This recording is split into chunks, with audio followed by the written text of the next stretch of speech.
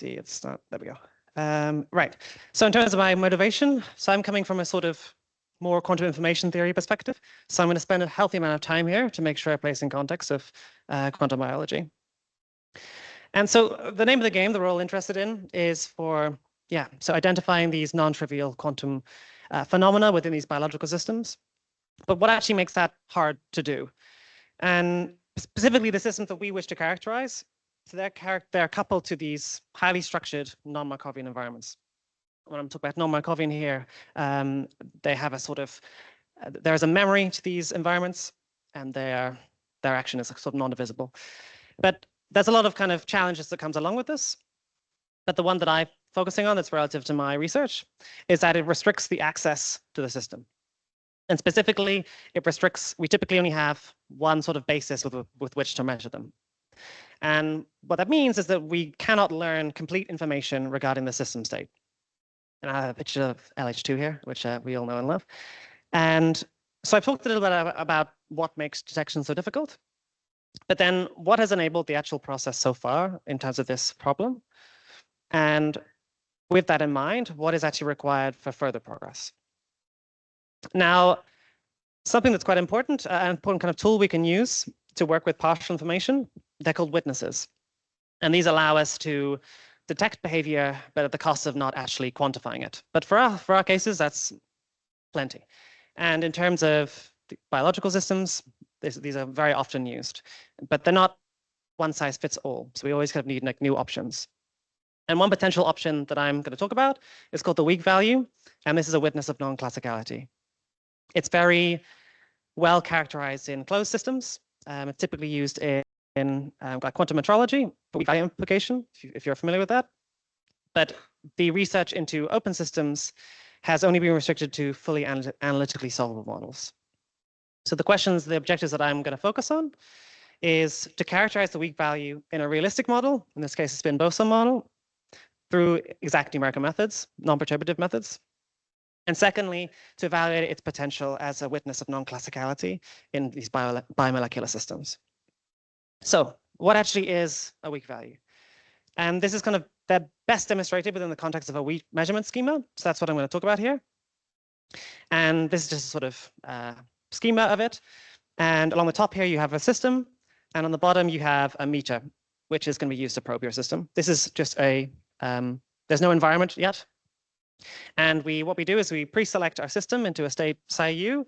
And by pre-selection, it's the same as initialization.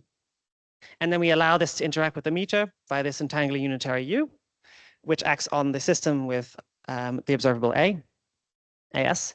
And the key thing here is that the interaction strength G and the time are both very small. And so that's where the name weak comes from. And typically in a usual weak measurement, what you do is then you would measure the system with a projective, measure the meter with a projective measurement to learn a small amount of information about the system. But what we're going to do is we're going to post-select the system into a state psi v first. And what that means is that you do a projective measurement. If you don't get the outcome that you want, you discard it and start again. And then after you've done that, then you measure the meter. And there's any meter observable L here.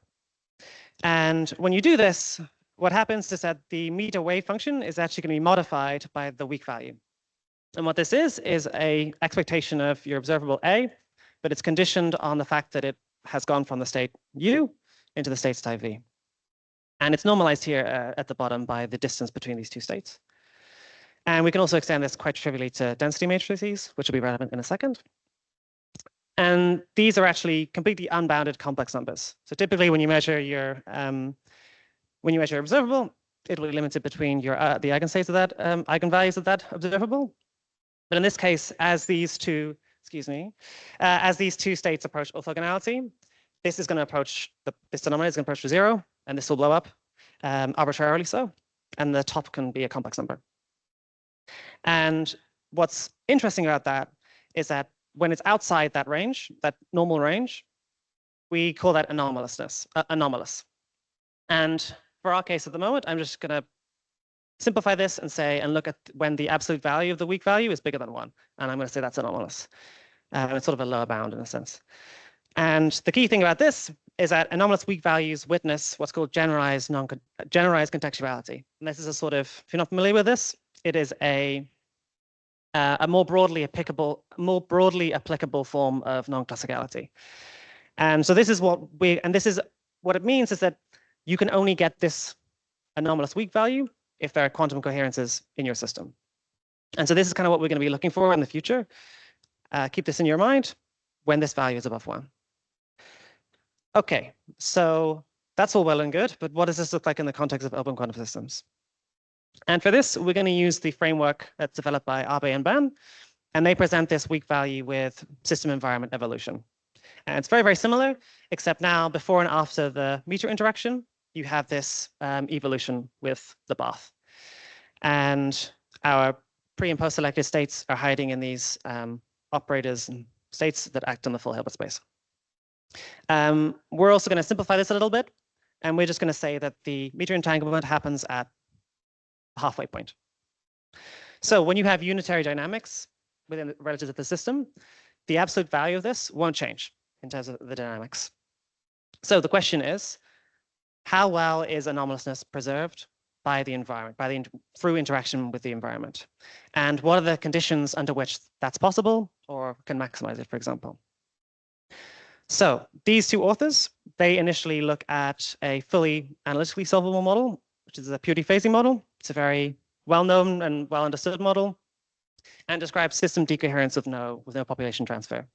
And this is the Hamiltonian at the top. I'm not going to go too much into the depth.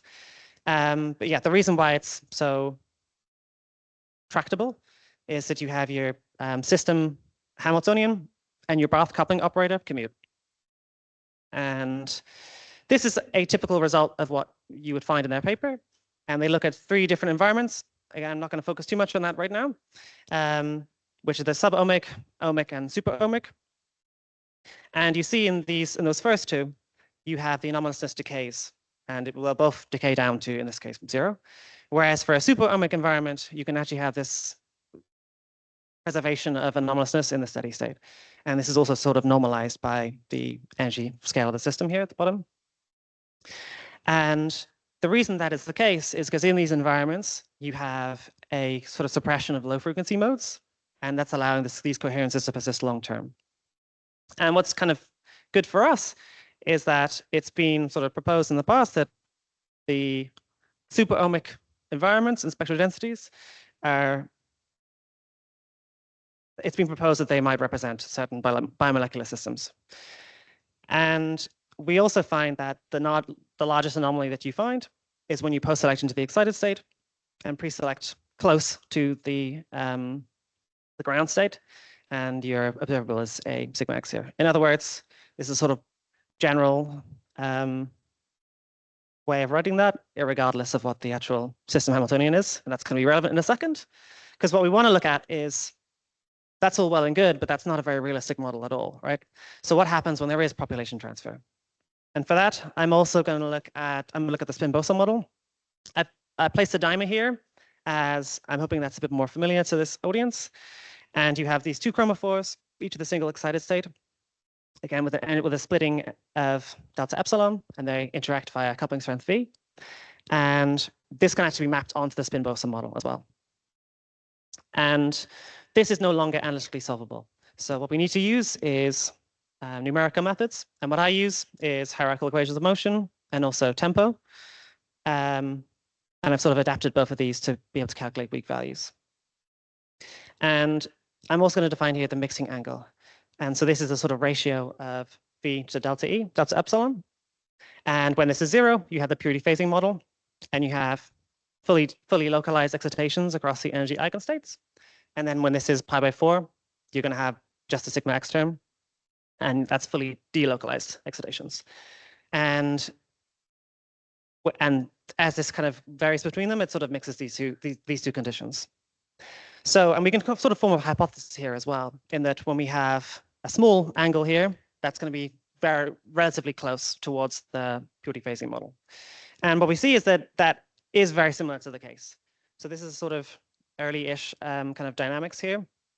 Again, we're normalizing by the energy scale of the system. And You see that when we're close to the purity phasing model, we have a very slow kind of decay, and it's able to persist for quite a long time. And this sort of rapidly decreases down at the point. The second line from the bottom here is your pi by 8, where the two strengths are equivalent. And the anomalous is very quickly destroyed. And as you keep increasing this, it's almost immediately destroyed by the environment. And this is sort of interesting, and this kind of relates a little bit to what Halpern was talking about in terms of when you have those relatively or like quasi-localized states, you're much more likely to be able to detect coherence, or it's potentially much more relevant. And this is a sort of longer-term dynamics, and you see that for these close to the purity phasing model, they do increase, they remain for a very long time. So kind of looking at our discussion here, turning back to the research objectives. In terms of characterizing the weak value in a more realistic model, we can find that these anomalous weak values can be preserved by the environment very, very late times. And that's relative to the characteristic timescale of the environment, of the system, sorry. But then we also find that this capacity is disrupted by relaxational fluctuations. There's also a couple of interesting results that I haven't focused on here, such as how we might be able to learn information about the bath through just measurements on the system, by looking at the dynamics of the weak value. But then looking in kind of context, in terms of what it might be useful for biological systems, we see that they could be effective in certain systems, and specifically those that have relatively localized states, quasi-localized states. But looking at the next steps is that we're going to look at more complex and bio-inspired spectral densities. And there's a bunch of things to look at here, such as that we have a lot of preliminary kind of research here and data here. And I've also looked at looking at more states, for example. So kind of in summary, I've talked about the motivation in terms of detecting non-trivial quantum phenomena in biomolecular systems, about the weak value as a potential witness of non-classicality, looked at how we can, within that context of the Spin-Boson model, and looked at what the behavior is and how it evolves. And we find that there is some promise for its use in biological systems. So yeah, that's all. Thank you so much for having me. And yes, thank you very much.